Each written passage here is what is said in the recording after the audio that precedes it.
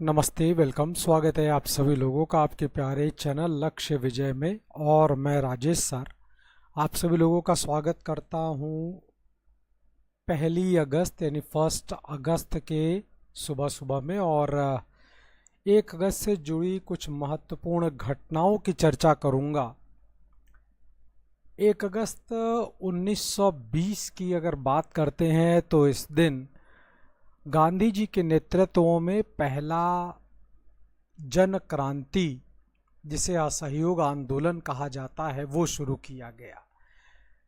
इससे पहले जो महत्वपूर्ण घटनाएं घट चुकी हैं जिसने इस आंदोलन को जन्म लेने के लिए विवश किया था, वो था जलियांवाला बाग में जनरल डायर के द्वारा गोली चलवा देना। साथ ही साथ खलीफा का जो पद है तुर्की में, उस खलीफा के पद को समाप्त कर देना, जिसकी वजह से अंग्रेजी सरकार के प्रति नाराज़गी बढ़ रही है। और वैसे असहयोग आंदोलन के शुरू करने की तिथि 1 अगस्त नहीं थी, लेकिन आज ही के दिन 1920 वर्ष में प्रसिद्ध भारतीय नेता बाल गंगाधर तिलक की मृत्यु हुई। इन सारी चीज़ों को इकट्ठा करके गांधी जी ने इस आंदोलन को शुरू करने की बात कही, आह्वान किया, जनता ने उनका साथ दिया और ये आंदोलन शुरू हुआ। इस आंदोलन में पहली बार आप ये चीज़ बड़े स्तर पर पाएंगे कि अंग्रेजी सरकार को असहयोग किया गया, अंग्रेजी सरकार का बहिष्कार किया गया।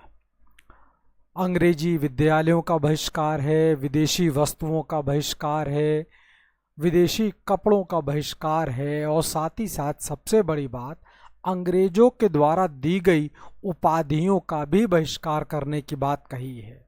गांधी जी ने खुद अपनी केसर हिंद की उपाधि को छोड़ दिया है, त्याग दिया है, और इस प्रकार से उन्होंने आह्वान किया है देश का कि वो इस आंदोलन को सत्य और अहिंसा के मार्ग पर आगे लेकर चलें और देश को आज़ादी के रास्ते पर ले चलते हुए यानी राष्ट्रीय आंदोलन को आगे बढ़ाएं।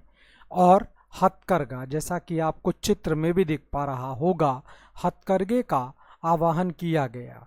ये हथकरघा सिर्फ कोई निशानी नहीं है, प्रतीक नहीं है, बल्कि ये हथकरघा भारत के लोगों के अपनी अर्थव्यवस्था, अपने रोजगार और आत्मनिर्भरता की ओर चलने का एक बहुत बड़ा हथियार था। वो हथियार जो कभी अंग्रेजों ने भारतीयों से छीन लिया था और भारतीयों को गरीबी, मुफलिसी की ज़िंदगी की ओर ढकेल दिया था। तो इन सारी चीज़ों को लेकर ये आंदोलन चला, और इस आंदोलन का जो एक खराब पहलू कह सकते हैं वो ये रहा कि 5 फरवरी 1922 को चौरी चौरा उत्तर प्रदेश में पड़ने वाली जगह पर हिंसात्मक गतिविधि हो जाती है, जिसको लेकर इस आंदोलन को गांधी जी के द्वारा वापस लिया गया, क्योंकि इस बात का गांधी जी को डर था कि अगर ये घटना और बढ़ेगी तो फिर भारतीय जनता को अपनी जान गंवाना पड़ेगा। और गांधी जी एक बात तो और जानते थे कि मरकर कोई लड़ाई कभी जीती नहीं गई है, लड़ाई जीतने के लिए जिंदा रहना बहुत ज़रूरी है। और गांधी जी के राष्ट्रीय आंदोलन में भी यही बात सबसे आगे आती है।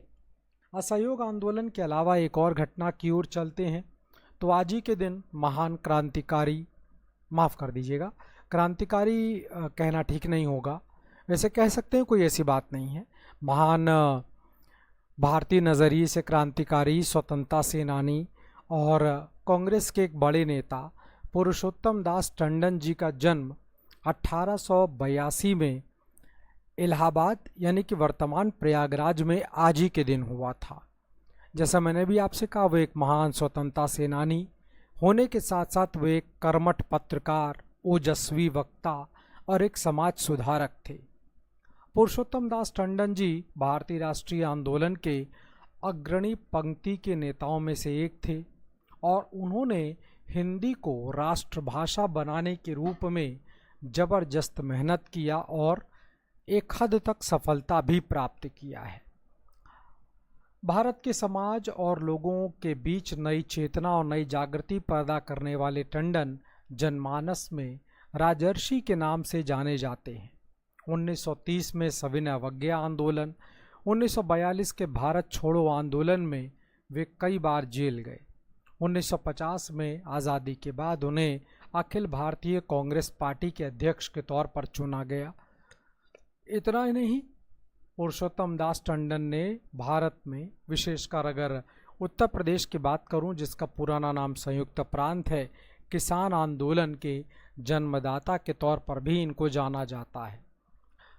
आज़ादी के बाद उत्तर प्रदेश की विधानसभा का गठन और उस विधानसभा के पहले अध्यक्ष के रूप में उनको चुना जाता है और 1961 वर्ष में उन्हें उनके कार्यों को समर्पित करते हुए भारत का सर्वोच्च नागरिक सम्मान भारत रत्न से सम्मानित किया जाता है।